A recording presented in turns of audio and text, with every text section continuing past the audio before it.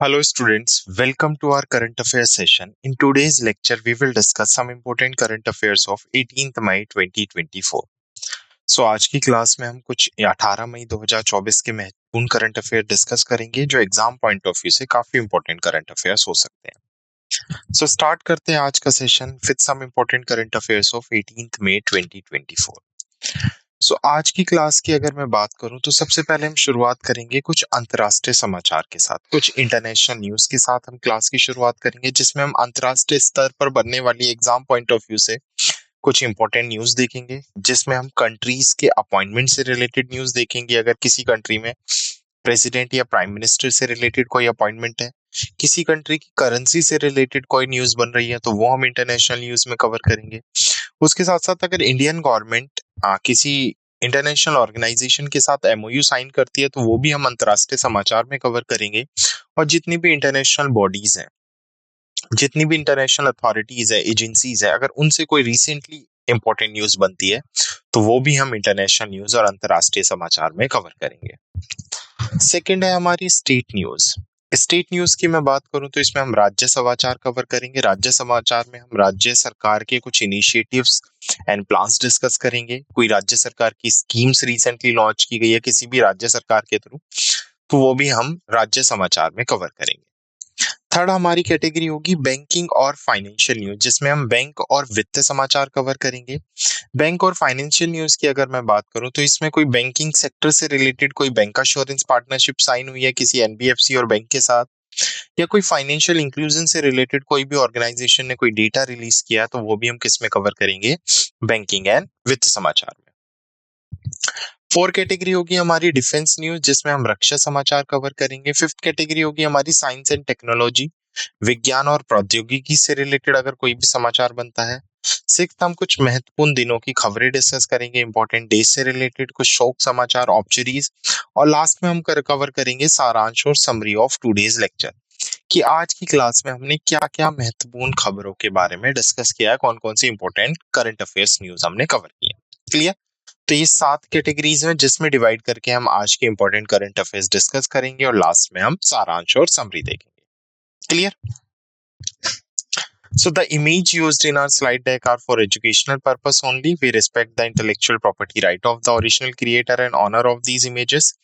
If you are the owner of any of the image used in this deck and have any concern or issue, please contact us at sathi@iitk.ac.in and we shall remove the images. हमारे slide deck में उपयोग की गई छवियां केवल शैक्षणिक उद्देश्य के लिए हैं. हम इन छवियों के मूल रचनाकारों और मालिकों के बौद्धिक संपदा अधिकारों का सम्मान करते हैं. यदि आप इस ट्रैक में उपयोग की गई किसी भी छवि के मालिक हैं और आपको कोई चिंता या समस्या है तो कृपया sathi@iitk.ac.in पर हमसे संपर्क करें, हम छवियों को हटा देंगे. सो पहली है हमारी इंटरनेशनल न्यूज के साथ. तो चाहबार पोर्ट से, चाहबार बंदरगाह है, हम सबको पता है चाहबार बंदरगाह कहाँ पर है, ईरान पर है. तो भारत को ईरान के चाबहार बंदरगाह समझौते पर अमेरिकी प्रतिबंधों का क्या है, खतरा है. तो अभी हमने प्रीवियसली सेशन में भी हमने पढ़ा था कि भारत ने क्या किया है, अभी 10 साल के लिए ईरान से चाबहार पोर्ट को बेसिकली संचालित करने का प्रमाण पत्र ले लिया है. भारत ने समझौता किया है कि अब चाबहार पोर्ट को विकसित करने का और संचालित करने का काम 10 साल के लिए कौन करेगा, भारत करेगा. तो ये तो हो गई एक न्यूज. इसी में दूसरी क्या बन रही है कि ईरान के ऊपर कहीं ना कहीं क्या है, जो रशिया यूएस है उसके सैंक्शन का खतरा है. तो यह समझौता पाकिस्तान को दरकिनार करते हुए मध्य एशिया और अफगानिस्तान के साथ व्यापारिक संबंधों को मजबूत करने का लक्ष्य रखता है. तो ये जो चाहबार पोर्ट है, चाहबार बंदरगाह है, ये अगर इकोनॉमिकल पर्सपेक्टिव से हम देखें तो भारत के लिए बहुत इंपॉर्टेंट है, जिससे ट्रेड करना बेसिकली क्या हो जाएगा, इजी हो जाएगा सेंट्रल एशिया और अफगानिस्तान वाले रीजन में. हालांकि यह समझौता संभावित अमेरिकी प्रतिबंधों का सामना कर रहा है, जिसमें नई दिल्ली के रणनीतिक उद्देश्यों में जटिलता आ रही है. चाबार बंदरगाह का बेसिकली विकास भारत की क्षेत्रीय संपर्कता के लिए एक महत्वपूर्ण कदम भी माना जा रहा है. क्लियर? तो यहाँ से एक तो आपको चाहबार बंदरगाह याद रखना है. ये जो पोर्ट है चाहबार पोर्ट कहाँ पर है, ये ईरान में, और भारत ने कितने साल के लिए अभी से ऑपरेट करने और डेवलप करने के लिए एमओयू साइन किया है. तो भारत अभी से क्या करेगा, 10 साल तक के लिए भारत ने समझौता किया है ईरान के साथ कि भारत 10 साल तक इसे ऑपरेट करेगा. क्लियर? नेक्स्ट इंटरनेशनल न्यूज है, भारत और ब्रिटेन ने वार्षिक रणनीति संवाद में एफटीए के प्रति प्रतिबद्धता की पुनः पुष्टि की है। तो पहले तो हमें एफटीए पता होना चाहिए, फ्री ट्रेड एग्रीमेंट। तो फॉरेन ट्रेड को बेसिकली बढ़ाने के लिए ये एफटीए साइन किया गया है। ये एफटीए ये इनिशिएटिव लाया गया है जिसमें कंट्रीज एक दूसरे के साथ इजीली ट्रेड कर सकती हैं। तो यहाँ पर न्यूज आ रही है, भारत और यूके ने एक मुफ्त व्यापार समझौते को अंतिम रूप देने की अपनी प्रतिबद्धता की पुनः पुष्टि की है। यह लंदन में वार्षिक यूके भारत रणनीतिक संवाद के दौरान चर्चा की गई थी। तो जो यूके इंडियन स्ट्रेटेजिक डायलॉग था लंदन में हुआ था, वहां पर एफटीए का इनिशिएटिव लाया गया था। दोनों देशों ने पहले ही 13 दौर की वार्ता की और 14वां दौर जनवरी 2024 में शुरू होगा, बेसिकली शुरू हुआ है बेसिकली। तो यहाँ पे आप इसे करेक्ट कर सकते हैं, you can correct this to 2025। Okay, now विचार विमर्श में 2021 में विभिन्न क्षेत्रों में सहयोग बढ़ाने के लिए स्थापित 2030 रोड मैप पर भी प्रगति की समीक्षा की गई है। क्लियर। नेक्स्ट इंटरनेशनल न्यूज है, भारत यूएई ने भारत मध्य पूर्व यूरोप आर्थिक गलियारे पर बैठक की है।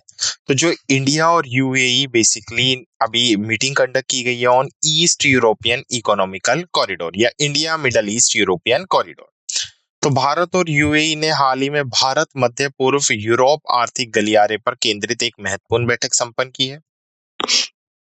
बैठक अंतर सरकारी ढांचा समझौते के तहत आयोजित की गई। कॉरिडोर के विकास और संचालन के लिए सहयोग बढ़ाना इसका उद्देश्य है। यह पहल वैकल्पिक आपूर्ति मार्ग प्रदान करने के लिए तैयार है जिसमें दक्षता उत्पन्न होगी और लागत भी क्या होगी, कम होगी। तो India middle east European economical corridor के लिए अभी किस किस ने बैठक की है, मीटिंग की है? इंडिया और यूएई। क्लियर।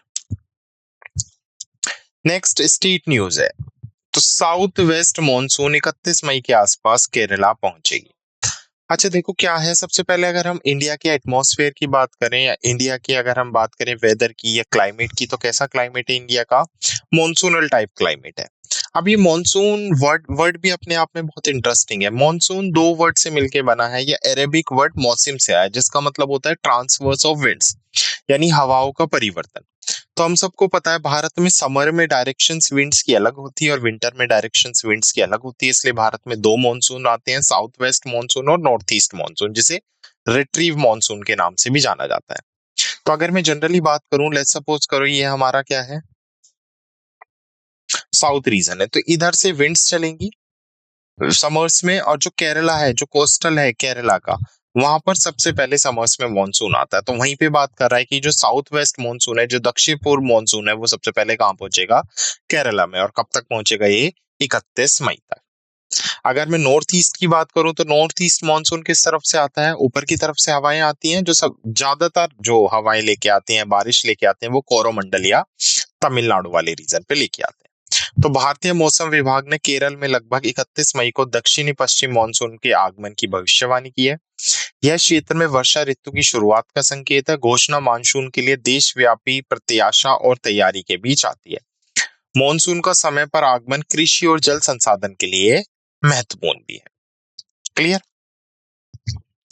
नेक्स्ट है हमारी बैंक और फाइनेंस से न्यूज है, तो स्टेट बैंक ऑफ इंडिया से है। स्टेट बैंक ऑफ इंडिया ने अभी आर्थिक परिवर्तनों के बीच अल्पकालिक खुदरा सावधि जमा दरों में वृद्धि की है।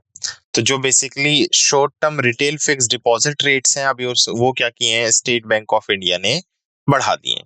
तो भारतीय स्टेट बैंक ने अल्पकालिक खुदरा सावधि जमा दरों में 25 से 75 आधार अंकों की वृद्धि की है। बढ़ती ऋण मांग और घटती तरलता के जवाब में यह वृद्धि की गई है। यह दिसंबर के बाद एसबीआई की पहली ब्याज दर वृद्धि है। अन्य बैंकों द्वारा इस कदम की नकल किए जाने की संभावना है, जो जमाकर्ताओं को बेहतर रिटर्न देने के लिए एक रणनीतिक समायोजन को दर्शाता है। क्लियर। तो एसबीआई ने आर्थिक परिवर्तनों के बीच अल्पकालीन खुदरा सावधि जमा दरों में वृद्धि की। नेक्स्ट है बैंक और फाइनेंस ही हमारी न्यूज है। भारत और अप्रैल व्यापार प्रदर्शन, निर्यात में मामूली वृद्धि, व्यापार घाटा बढ़ा। तो इंडियाज का जो अप्रैल का ट्रेड परफॉर्मेंस है, अभी उसका डेटा रिलीज किया गया, जिसमें क्या कहा गया है कि जो भारत में निर्यात है उसमें थोड़ी सी वृद्धि हुई है, लेकिन जो हमारा ट्रेड डेफिसिट है वो कम हुआ है। तो भारत के वस्त्र निर्यात में अप्रैल में मामूली 1% की वृद्धि हुई, जो लगभग 34.99 बिलियन अमेरिकी डॉलर तक पहुंच गया है। वृद्धि इलेक्ट्रॉनिक्स, रसायन, पेट्रोलियम उत्पादों और फार्मास्यूटिकल्स जैसे क्षेत्र द्वारा संचालित थी। व्यापार घाटा 19.1 बिलियन डॉलर के 5 महीने के उच्च स्तर पर पहुंच गया, जिसमें आयात 10.25% बढ़कर 54.09 अमेरिकी बिलियन डॉलर हो गया है। सोने और कच्चे तेल के आयात में उल्लेखनीय वृद्धि हुई, जिससे घाटा भी क्या हुआ है, बढ़ा है। क्लियर। तो भारत का अभी क्या जारी किया गया है, April trade performance index. Next bank और फाइनेंस से ये है कोल इंडिया, उसके साथ साथ एनएमडीसी, ओएनजीसी विदेश महत्वपूर्ण खनिज संपत्तियों की तलाश में है। तो भारतीय सरकार ने कोल इंडिया, एनएमडीसी और ओएनजीसी विदेश लिमिटेड जैसी सार्वजनिक क्षेत्रीय कंपनियों के लिए विदेश में महत्वपूर्ण खनिज संपत्ति की खोज करने की योजना की घोषणा की है। यह रणनीतिक कदम विभिन्न उद्योगों के लिए आवश्यक महत्वपूर्ण खनिज संसाधनों को सुरक्षित करने का भी लक्ष्य रखता है। ध्यान स्वच्छ ऊर्जा प्रौद्योगिकी और इलेक्ट्रिक वाहनों के लिए महत्वपूर्ण खनिजों पर है। भारत की व्यापक रणनीति का हिस्सा यह पहल जो संसाधन सुरक्षा सुनिश्चित करने के लिए है। तो कोल इंडिया याद रखना, कोल इंडिया, एमडीसी, ओएनजीसी विदेश seek overseas critical mineral assets क्या करेंगे, ये महत्वपूर्ण खनिज संपत्तियों की तलाश करेंगे। नेक्स्ट बैंक और फाइनेंस से ये भारत का जो फॉरेन एक्सचेंज रिजर्व है उसकी बात हो रही है। अकॉर्डिंग टू आरबीआई डेटा, तो भारत का विदेशी मुद्रा भंडार लगभग 2.56 डॉलर मिलियन बढ़कर कितना पहुंच गया है, 644.15 बिलियन हो गया है, डॉलर हो गया है।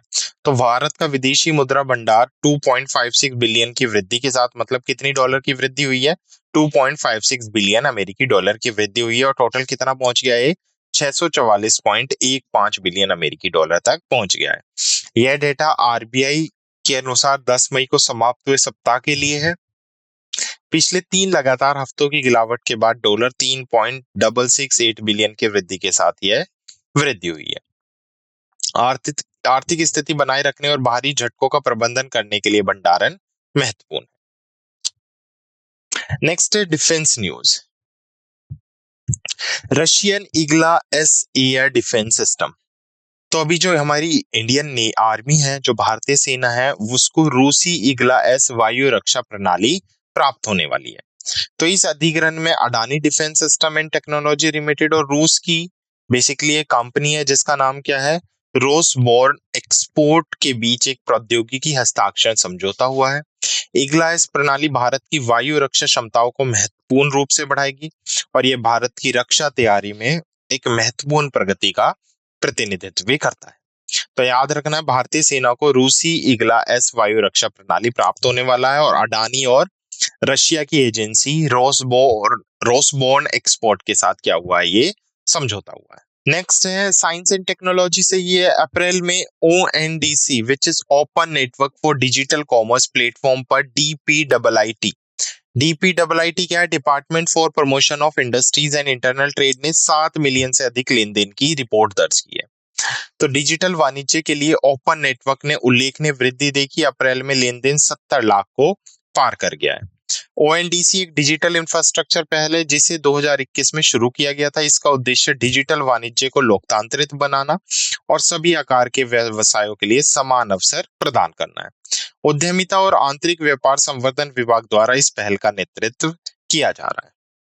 Clear. Next science and technology से यह है, इस सरकार समर्थित ओएनडीसी ने 10 यूनिकॉर्न और 125 स्टार्टअप्स को आकर्षित किया है।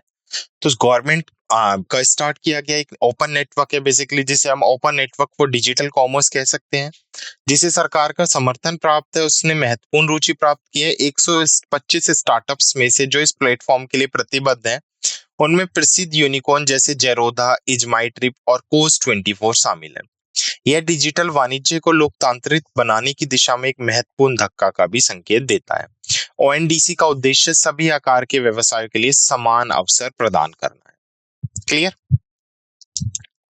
नेक्स्ट मंगलयान 2 का अनावरण। तो भारत मंगल पर उतरने वाला तीसरा देश बनने के लिए क्या है, तैयार है। तो भारतीय अंतरिक्ष अनुसंधान संस्थान एक महत्वपूर्ण मिशन मंगलयान 2 के लिए तैयारी कर रहा है। मिशन का उद्देश्य मंगल ग्रह पर एक रोवर और हेलीकॉप्टर उतारना है।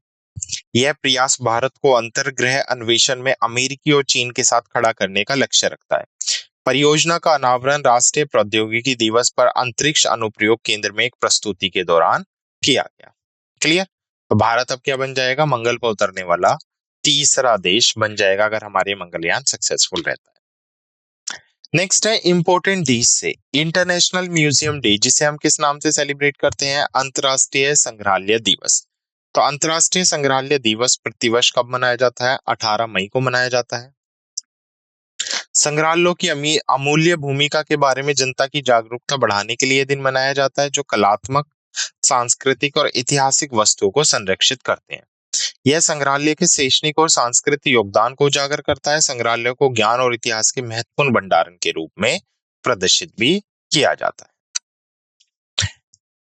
नेक्स्ट इंपॉर्टेंट डेज में है वर्ल्ड एड वैक्सीन डे। अच्छा, यहाँ पे हम वर्ल्ड एड डे की बात नहीं कर रहे हैं, यहाँ पे हम किसकी बात कर रहे हैं, वर्ल्ड एड वैक्सीन डे, विश्व एड वैक्सीन दिवस, जो कब मनाया जाता है, HIV वैक्सीन के बारे में इंफॉर्मेशन फैलाने के लिए, जागरूकता बढ़ाने के लिए प्रतिवर्ष 18 मई को हम क्या सेलिब्रेट करते हैं, विश्व एड वैक्सीन दिवस। एड्स टीकों की तत्काल आवश्यकता के बारे में जागरूकता बढ़ाने के लिए यह दिन समर्पित है। यह डॉक्टरों, वैज्ञानिकों और समुदाय के सदस्यों सहित उन व्यक्तियों के प्रयासों को मान्यता देता है जो HIV एड्स से लड़ने के लिए टीके विकसित करने के लिए प्रतिबद्ध हैं। इस दिन का महत्व इस क्षेत्र में निरंतर अनुसंधान और विकास पर भी जोर देता है। तो विश्व एड वैक्सीन दिवस। नेक्स्ट है ऑब्चुरी न्यूज। तो लेखिका थी मालती जोशी, जिनका अभी 90 वर्ष की उम्र में क्या हो गया है, निधन हो गया है। तो वे प्रतिष्ठित पद्मश्री पुरस्कार की प्राप्तकर्ता थी। देखो ऑब्चुरी से कैसा आता है, एक पर्सनैलिटी दे देगा जिसकी अभी डेथ हुई है और पूछ लेगा किस फील्ड से रिलेटेड है। तो मालती जोशी किस फील्ड से रिलेटेड थी, ये ऑथर थी, राइटर थी, जिन्हें पद्मश्री पुरस्कार भी मिला था। जोशी हिंदी और मराठी साहित्य में अपने विपुल लेखक और कहानी के लिए बेसिकली जानी जाती थी। उनकी विरासत साहित्य समुदाय पर एक अमिट छाप भी छोड़ती है। क्लियर।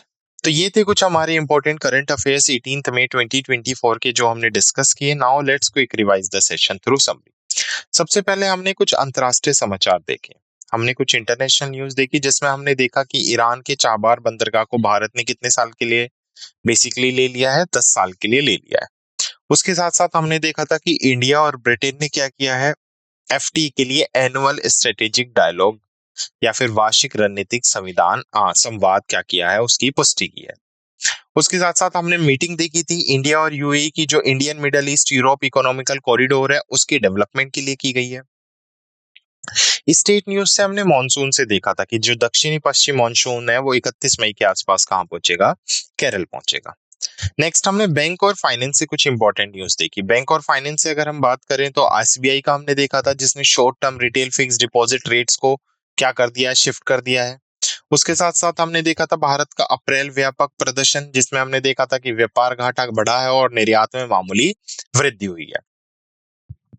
उसके साथ साथ हमने कोल इंडिया, NMDC, ONGC विदेश ने विदेशी महत्वपूर्ण खनिज संपत्ति की तलाश की, ये देखा था। और एक बार इसे आप करेक्ट कर सकते हैं कि जो भारत का विदेशी मुद्रा है वो 2.56 बिलियन से बढ़कर, यहाँ पर स्पेस है, ये कितना पहुंच गया है, 644.15 बिलियन हो गया है। क्लियर। नेक्स्ट हमने डिफेंस से देखी, जिससे हमने देखा भारतीय सेना को रूसी इग्लायस वायु रक्षा प्रणाली मिलने वाली है। साइंस एंड टेक्नोलॉजी से हमने देखा था DPIIT रिपोर्ट देखी थी, जिसमें 7 मिलियन ट्रांजैक्शन हुए ऑन ONDC प्लेटफॉर्म इन अप्रैल 24। उसके बाद साइंस एंड टेक्नोलॉजी से हमने ONDC से ही देखा था, जिसमें 10 यूनिकॉर्न और 125 स्टार्टअप्स क्या हुए हैं, ON सरकार के जो इनिशिएटिव है ONDC उसमें जुड़े हैं। नेक्स्ट, भारत मंगलयान 2 के अनावरण की तैयारी कर रहा है और भारत मंगल पर उतरने वाला तीसरा देश बनने के लिए क्या है, पूरी तरह से तैयार है। इंपॉर्टेंट डेज में हमने 2 दिन देखे। एक तो हमने देखा अंतरराष्ट्रीय संग्रहालय दिवस, जिसे हम इंटरनेशनल म्यूजियम डे कहते हैं। म्यूजियम्स के बारे में अवेयरनेस फैलाने के लिए इस दिन को सेलिब्रेट किया जाता है। और उसके साथ साथ हमने विश्व एड वैक्सीन दिवस, तो एड्स के बारे में जागरूकता फैलाने के लिए, उन लोगों के प्रोत्साहन को बढ़ाने के लिए जो एड्स की वैक्सीन डेवलप करने के लिए काम कर रहे हैं, तो विश्व एड वैक्सीन दिवस 2024 सेलिब्रेट किया गया। और दोनों दिन हमने देखे 18 मई को सेलिब्रेट किए गए। और लास्ट न्यूज हमने देखी ऑब्चुरी न्यूज, जिसमें हमने देखा था कि मालती जोशी जो ऑथर है, वरिष्ठ लेखिका है, जिनका 90 वर्ष की आयु में अभी क्या हो गया है, निधन हो गया। क्लियर। तो ये कुछ 18 मई 2024 की इंपॉर्टेंट न्यूज़ थी जो हमने कवर की थी। I hope you like this session. Thank you.